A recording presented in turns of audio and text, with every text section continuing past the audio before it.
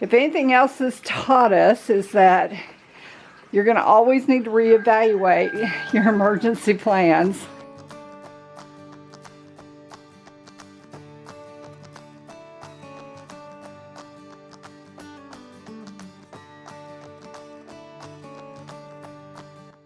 Yeah, the fruit trees came uncovered in the wind, even though we taught it. 7 degrees outside now.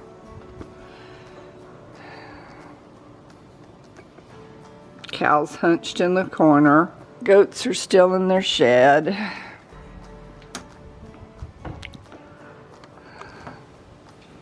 Snow everywhere.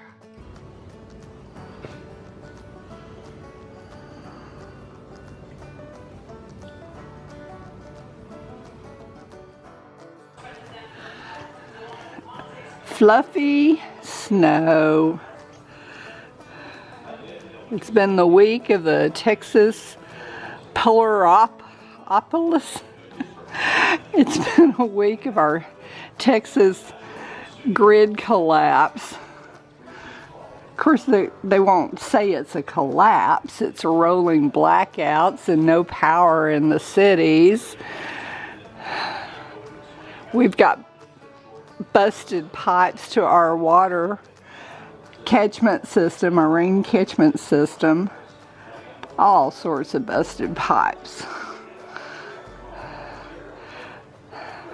Our main tank, the big one, is in our pump house, and we're keeping a heater on it, so it's doing okay. The animals are doing okay. Speaking of animals, in the snow, can you see that little black nose? Oh, there's his tail wag. There's Bo. A week of rolling blackouts and power loss to millions of people. The grid is freezing and crashing in Texas. The snow looks pretty till it starts melting, and that's when we found that our tanks on the back of the garage had frozen and the pipes were busting. Inside, we have some little seedlings going, we want to go out. I'm going, no, you may not go out and play in the snow.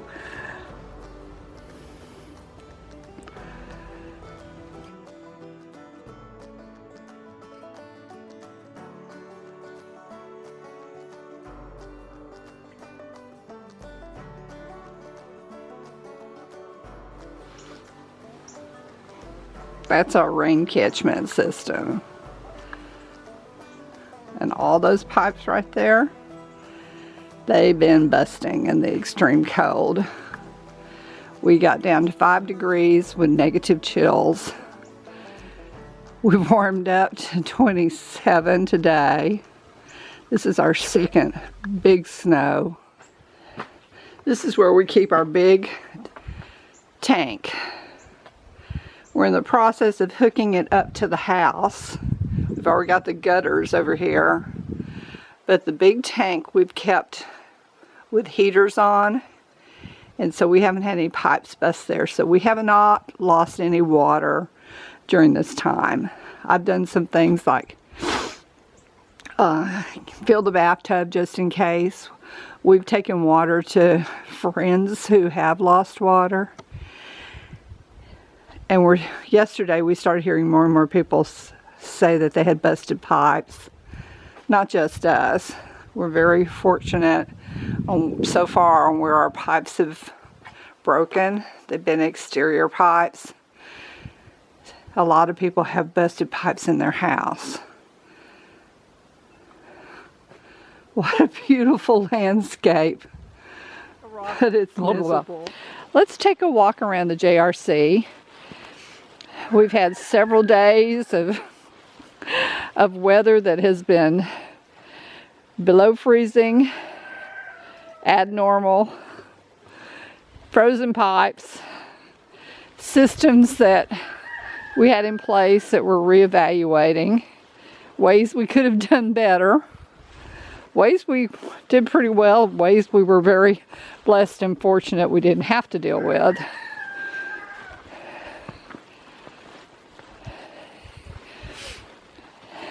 The cats are going, we don't like snow.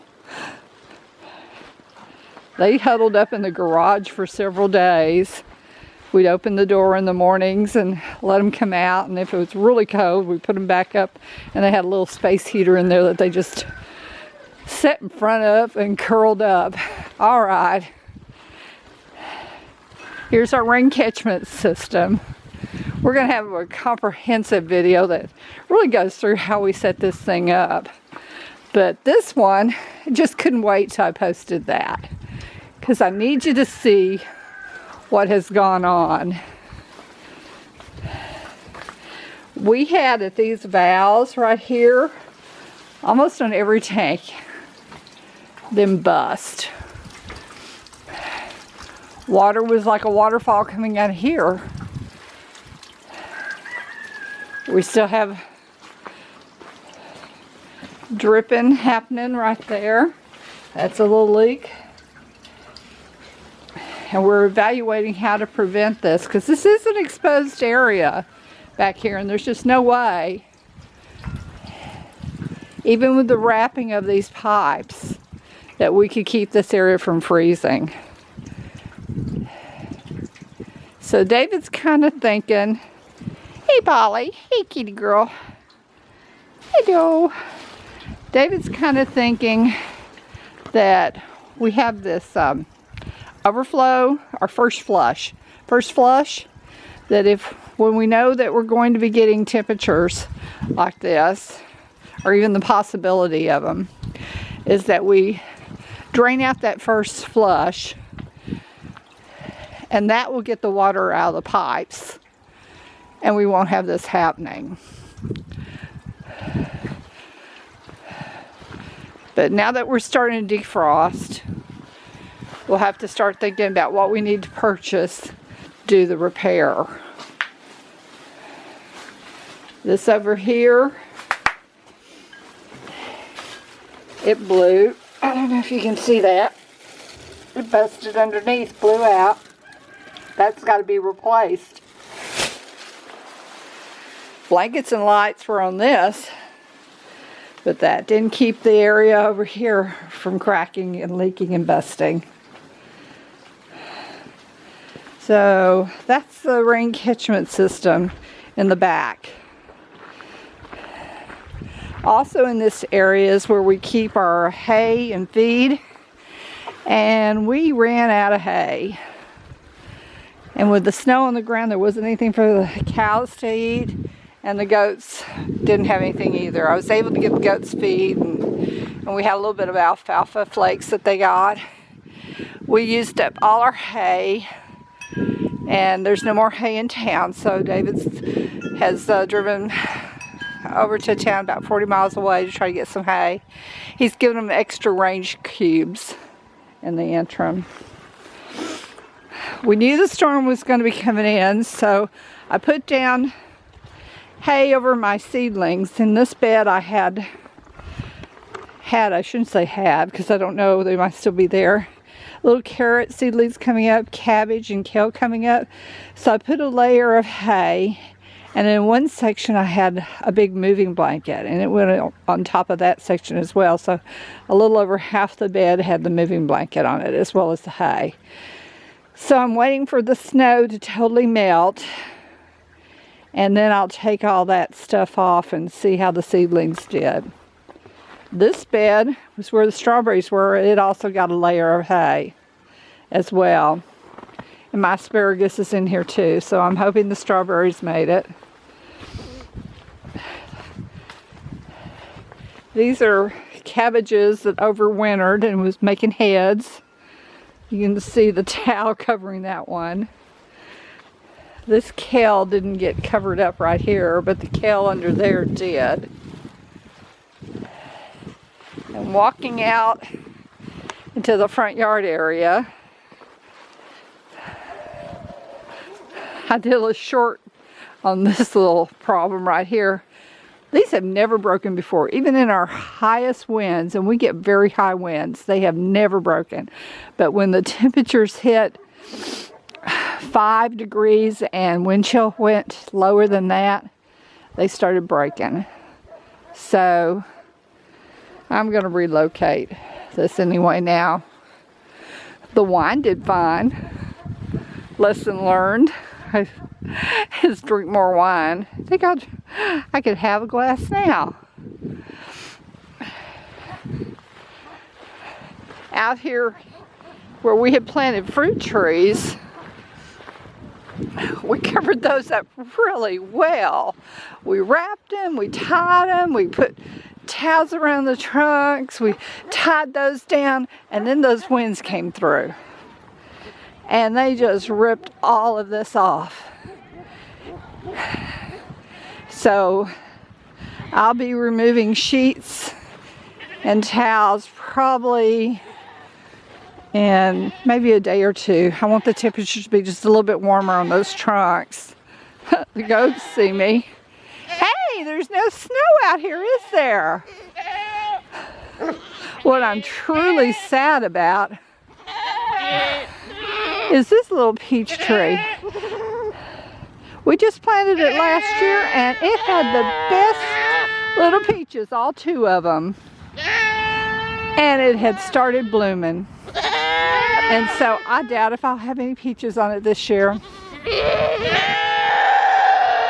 This poor tree's been struggling. I was going to prune it back heavy anyway to see if I could save it. I got some type of borer in it, so I was going to spray it with neem oil. Here's another peach tree, and I think it's going to do okay. It just had started to bud, and I think those little buds are going to be all right. Our plum trees, they hadn't really budded out yet, so we have hope for them. I have hope for part of this. I'll probably be doing some heavy pruning on some of these trees. I hadn't planted my field garden yet, and I have just gotten everything set to plant some potato towers. David had made these towers for me, and we even got the seed potatoes, and they're making eyes. They're sprouting. But I'd held off when I saw the forecast, and I am so glad I did. During the storm, we had to come out daily, which we do anyway, but it just took longer this time, juggling everything. I hope you can hear me. My goats, anytime they see me, they think animal crackers, and they're just making a lot of noise. But the water for the cats in the garage, even though it wasn't that far from the heater, it would freeze. And the water for the goats and the dog, they would freeze. And David helped break lots of it up, but he was busy doing his chores with the cows. So mostly if I couldn't get it busted myself, what I would do would be pour warm water, a gallon on top, and that would help. Now it's getting slushy, and they have where they get water now, so it'll be defrosted today. Well, hello, Bo. He is the best boy. He kept everybody in the shed during the storm. And then when the weather was pretty, I saw him pushing everybody out of the shed. It's time to go out. He did real well. He's a good dog. Are you a good boy? Yes, you are. Yeah. He's Great Pyrenees. So, but anyway, yeah, I see baby's licking off some of that water right now. She's doing fine.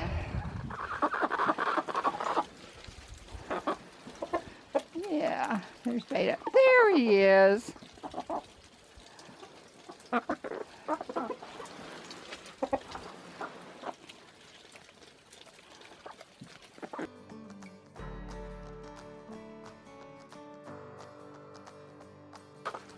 Frostbite going on.